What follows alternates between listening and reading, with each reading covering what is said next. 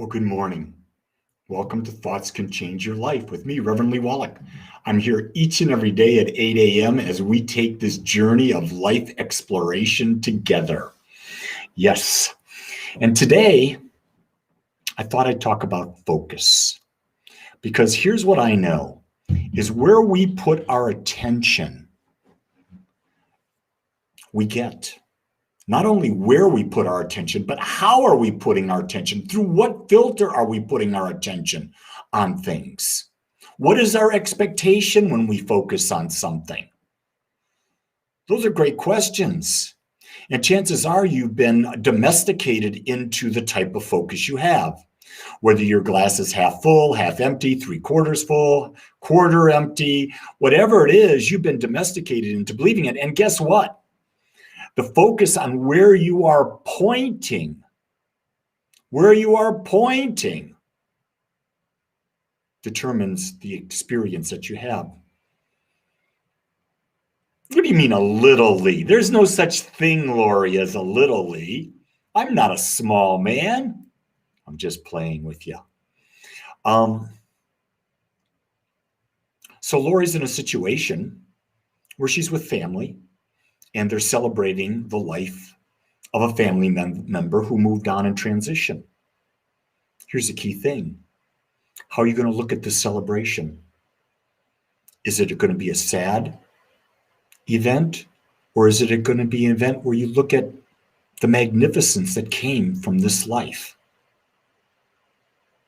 Are you going to look at it? That's the opportunity to connect with people at a deeper level, because when you're going through the transition of a loved one, people are more vulnerable at that time. People are more open to hear things. People are more open to experience of love. Here's what I know about when I'm at a memorial. Sometimes the best thing you can say, in fact, the best thing you can say is nothing. Just be with people. Because words at times cannot help us. Words cannot bridge the gap. Just being present with someone is one of the most incredible focuses that a human being can have with another human being. Here's a question. How comfortable are you being still and being quiet when you're with someone? Or do you always feel the need to talk? Do you always feel the need to yabber? I'll tell you what, I love being still. I love being quiet. I love talking. You should know that. If you're listening to me, you know I love talking. But what you don't maybe know about me is that I have equal amount of time where I'm silent. And I require both. The silence recharges me. The silence connects me. The talking allows me to share and to listen and to connect. You see, I think we were meant to be here for both of those things. I think we were meant to figure out what it's like to be alone with ourselves and to become comfortable with that and comfortable being silent with others. But then I think it was also we're here to share with each other. I think that's the purpose. It's not about going up in a cave in the Himalayas and being there for 10 years and not saying a word. No, that's not why we're here. But you see, where is your focus? Is your focus on, I have to communicate to please others. I have to communicate because that's what expected of me. Or I communicate because I enjoy the interaction I'm having with the people I'm with. Here's another thing. Where are you putting your focus? Can be just easily looked at. Where are you focusing your time? Where are you giving your time to? Who are you giving your time to? What topics are you giving your time to? That's all about focus as well. Are you giving them to insignificant things that are not even meaningful or valuable? Or are you giving them things that are life expanding? Things that cause you to get juiced and to grow and to expand? Yeah. Sometimes people say, well, Lee, you're going to the gym again today. How's that expansive? Well, for me, going to the gym allows me to keep my body in a particular condition where I get to experience life more fully, more completely, more perfectly. Because I'll tell you what, it's a lot better to experience life with a healthy body than with this body that is sick. It's just sick. And you know, when you're sick, how aware are you?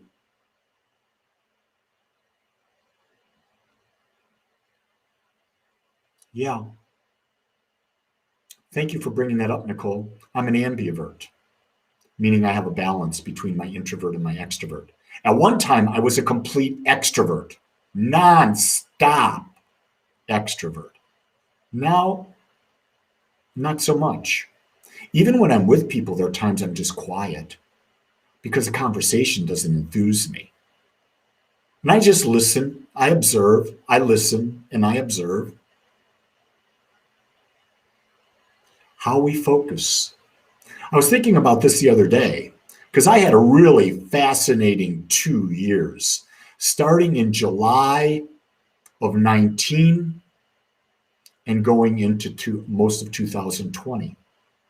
In that period, I had pneumonia, virus-induced pneumonia, was hospitalized for 2 days. I fell, avoiding a falling wall, broke a wrist, had surgery on my wrist.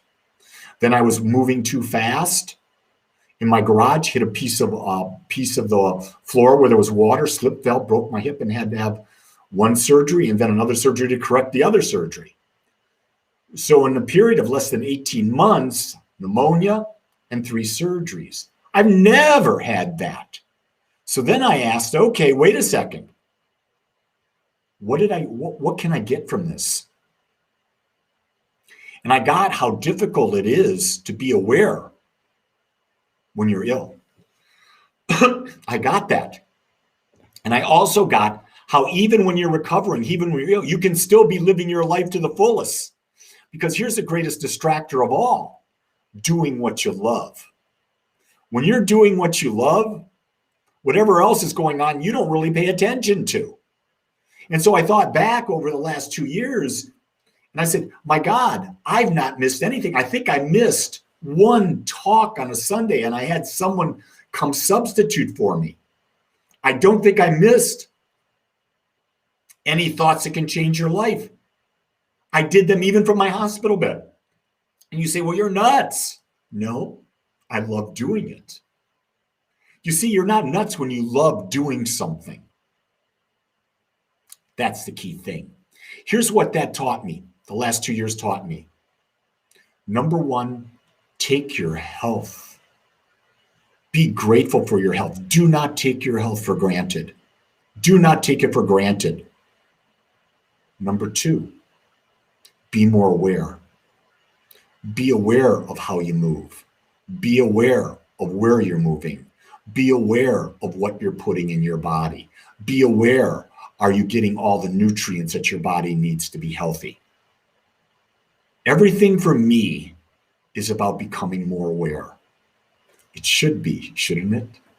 My number one value as an individual is to become more aware. My number one value as a minister is to bring a greater level of awareness into the world. So isn't it interesting that the experiences I am having are all about making me more aware? I sort of asked for it, didn't I? Now I could ask for it a different way. I wasn't really clear on how to get that awareness. So now when I'm asking for it, can we do this without all this pain, with all this health challenge? Can we do that? But if you can see things as a benefit, you don't go, whoa, me, look what happened to me, 2 years, whoa, me. No, not at all. Be grateful for everything. Because when you are, the universe is going to give you so much more to be grateful for. But if you're hating things, you're despising things, you're wishing things were different, that's an energy. And that energy will attract more of what it is. That's why we're talking about focus today. I could talk about focus for the next year and never exhaust the topic. So today, here's what I'm going to ask you.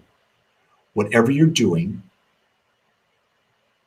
look at it and say, is this a focus I want? Is this focus that I'm giving expansive? Am I focusing where I want to focus, how I want to focus? Ask yourself that question. And with that in mind, I'm going to say, go create a great day, everyone, and know that I love you and I accept you just like you are. Until next time, aloha.